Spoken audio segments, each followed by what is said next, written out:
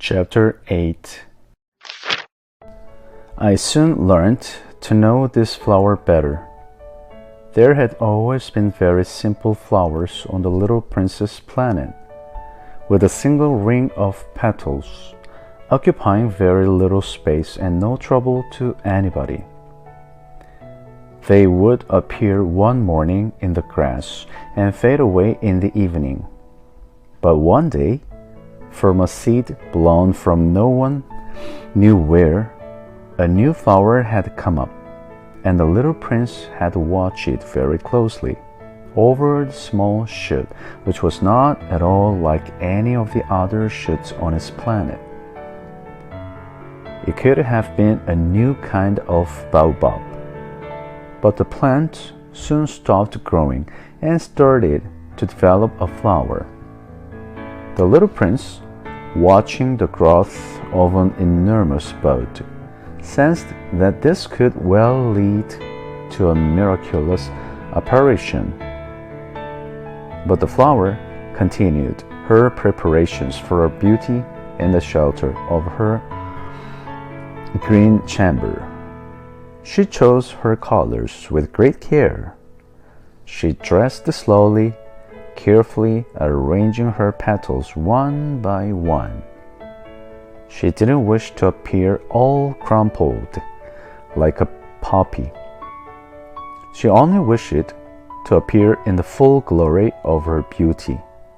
Oh yes, she was very vain.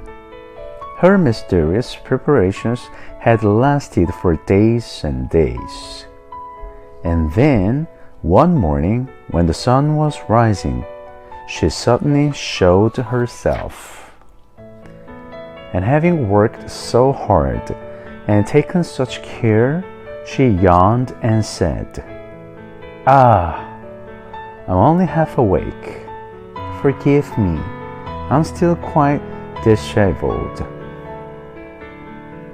But the little prince couldn't restrain his admiration and exclaimed, "Oh, how beautiful you are!" "Am I not?" The flower replied gently.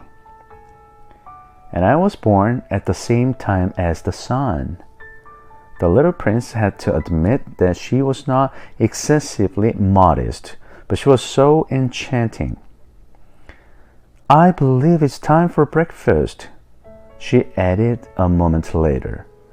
"Would you be kind enough to attend to my needs?" And the little prince, thoroughly abashed, at once fetched a can of fresh water and sprinkled the flower. Thus, it was that she began from the outset to torment him with her demanding vanity. One day, for example, referring to her 4 thorns, she said to the little prince, "Let them come, those tigers with their claws." "But there are no tigers on my planet," objected the little prince. "And anyway, tigers don't eat weeds." "But I am not a weed," the flower replied sweetly. "Please forgive me. I am not afraid of tigers, but I hate droughts." "You wouldn't have a scream from me by any chance?" "A horror of droughts. That's really bad luck for plants," remarked the little prince, thinking to himself, "This flower is indeed a very complex creature.